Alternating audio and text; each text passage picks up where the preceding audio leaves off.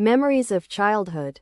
Before You Read This unit presents autobiographical episodes from the lives of two women from marginalized communities who look back on their childhood and reflect on their relationship with the mainstream culture. The first account is by an American Indian woman born in the late 19th century. The second is by a contemporary Tamil Dalit writer, Gertrude Simmons Bonin, born in 1876. Was an extraordinarily talented and educated Native American woman who struggled and triumphed in a time when severe prejudice prevailed towards Native American culture and women.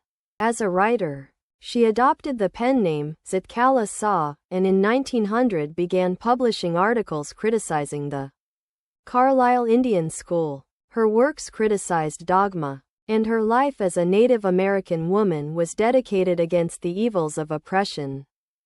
Bama is the pen name of a Tamil Dalit woman from a Roman Catholic family.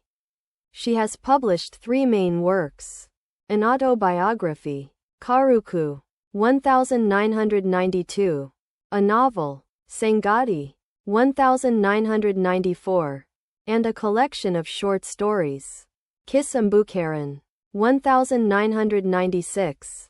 The following excerpt has been taken from Karuku. Karuku means palmyra, leaves, which with their serrated edges on both sides are like double-edged swords. By a felicitous pun, the Tamil word karuku, containing the word karu, embryo or seed, also means freshness, newness. The cutting of my long hairs at Kala Saw the first day in the land of apples was a bitter cold one.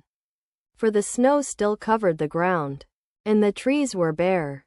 A large bell rang for breakfast, its loud metallic voice crashing through the belfry overhead and into our sensitive ears. The annoying clatter of shoes on bare floors gave us no peace. The constant clash of harsh noises, with an undercurrent of many voices murmuring an unknown tongue, made a bedlam within which I was securely tied, and though my spirit tore itself in struggling for its lost freedom, all was useless. A pale-faced woman, with white hair, came up after us. We were placed in a line of girls who were marching into the dining room. These were Indian girls, in stiff shoes and closely clinging dresses.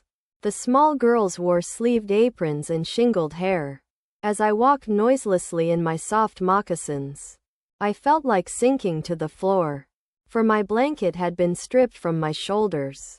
I looked hard at the Indian girls, who seemed not to care that they were even more immodestly dressed than I, in their tightly fitting clothes. While we marched in, the boys entered at an opposite door. I watched for the three young braves who came in our party.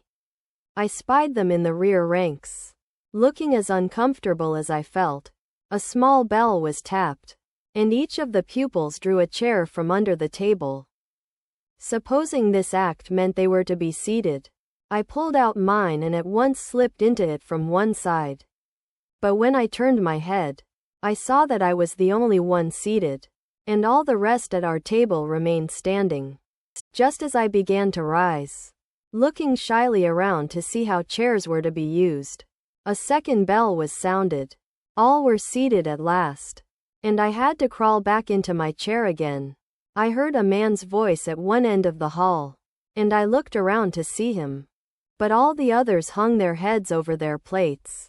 As I glanced at the long chain of tables, I caught the eyes of a pale-faced woman upon me. Immediately I dropped my eyes, wondering why I was so keenly watched by the strange woman. The man ceased his mutterings, and then a third bell was tapped. Everyone picked up his knife and fork and began eating. I began crying instead, for by this time I was afraid to venture anything more. But this eating by formula was not the hardest trial in that first day. Late in the morning, my friend Judawin gave me a terrible warning. Judawin knew a few words of English, and she had overheard the pale-faced woman talk about cutting our long, heavy hair. Our mothers had taught us that only unskilled warriors who were captured had their hair shingled by the enemy. Among our people, Short hair was worn by mourners, and shingled hair by cowards. We discussed our fate some moments. And when Judawin said, "We have to submit, because they are strong," I rebelled. "No, I will not submit. I will struggle first," I answered. I watched my chance. And when no one noticed, I disappeared. I crept up the stairs as quietly as I could in my squeaking shoes. My moccasins had been exchanged for shoes. Along the hall I passed, without knowing whither I was going. Turning aside to an open door, I found a large room with 3 white beds in it. The windows were covered with dark green curtains, which made the room very dim. Thankful that no one was there, I directed my steps toward the corner farthest from the door. On my hands and knees I crawled under the bed, and huddled myself in the dark corner. From my hiding place I peered out, shuddering with fear whenever I heard footsteps nearby, though in the hall loud voices were calling my name, and I knew that even Judawin was searching for me. I did not open my mouth to answer. Then the steps were quickened and the voices became excited. The sounds came nearer and nearer. Women and girls entered the room. I held my breath and watched them open closet doors and peep behind large trunks. Someone threw up the curtains, and the room was filled with sudden light. What caused them to stoop and look under the bed I do not know. I remember being dragged out, though I resisted by kicking and scratching wildly. In spite of myself, I was carried downstairs and tied fast in a chair. I cried aloud, shaking my head all the while until I felt the cold blades of the scissors against my neck, and heard them gnaw off one of my thick braids. Then I lost my spirit. Since the day I was taken from my mother I had suffered extreme indignities. People had stared at me. I had been tossed about in the air like a wooden puppet. And now my long hair was shingled like a coward's. In my anguish I moaned for my mother. But no one came to comfort me. Not a soul reasoned quietly with me, as my own mother used to do. For now I was only one of many little animals driven by a herder. We too are human beings, Bama. When I was studying in the 3rd class, I hadn't yet heard people speak openly of untouchability. But I had already seen, felt, experienced and been humiliated by what it is. I was walking home from school one day, an old bag hanging from my shoulder. It was actually possible to walk the distance in 10 minutes, but usually it would take me 30 minutes at the very least to reach home. It would take me from half an hour to an hour to dawdle along, watching all the fun and games that were going on, all the entertaining novelties and oddities as the streets, the shops and the bazaar, the performing monkey, the snake which the snake charmer kept in its box and displayed from time to time, the cyclist who had not got off his bike for 3 days, and who kept pedaling as hard as he could from break of day, the rupee notes that were pinned onto his shirt to spur him on, the spinning wheels, the Marietta temple, the huge bell hanging there, the pongal offerings being cooked in front of the temple, the dried fish stall by the statue of Gandhi, the sweet stall, the stall selling fried snacks, and all the other shops next to each other, the street light always demonstrating how it could change from blue to violet, the Narakuravan hunter gypsy with his wild lemur in cages, selling needles, clay beads and instruments for cleaning out the ears. Oh, I could go on and on. Each thing would pull me to a standstill and not allow me to go any further. At times, people from various political parties would arrive, put up a stage and harangue us through their mics. Then there might be a street play, or a puppet show, or a no magic, no miracle stunt performance. All these would happen from time to time, but almost certainly there would be some entertainment or other going on. Even otherwise, there were the coffee clubs in the bazaar. The way each waiter cooled the coffee, lifting a tumbler high up and pouring its contents into a tumbler held in his other hand. Or the way some people sat in front of the shops chopping up onion. Their eyes turned elsewhere so that they would not smart, or the almond tree growing there and its fruit which was occasionally blown down by the wind. All these sights taken together would tether my legs and stop me from going home. And then, according to the season, there would be mango, cucumber, sugar cane, sweet potato, palm shoots, graham, palm syrup and palm fruit, guavas and jackfruit. Every day I would see people selling sweet and savory fried snacks. Payasam, halva, boiled tamarind seeds and iced lollies. Gazing at all this, one day, I came to my street, my bag slung over my shoulder. At the opposite corner, though, a threshing floor had been set up, and the landlord watched the proceedings. Seated on a piece of sacking spread over a stone ledge, our people were hard at work, driving cattle in pairs, round and round, to tread out the grain from the straw. The animals were muzzled so that they wouldn't help themselves to the straw. I stood for a while there, watching the fun. Just then, an elder of our street came along from the direction of the bazaar. The manner in which he was walking along made me want to double up.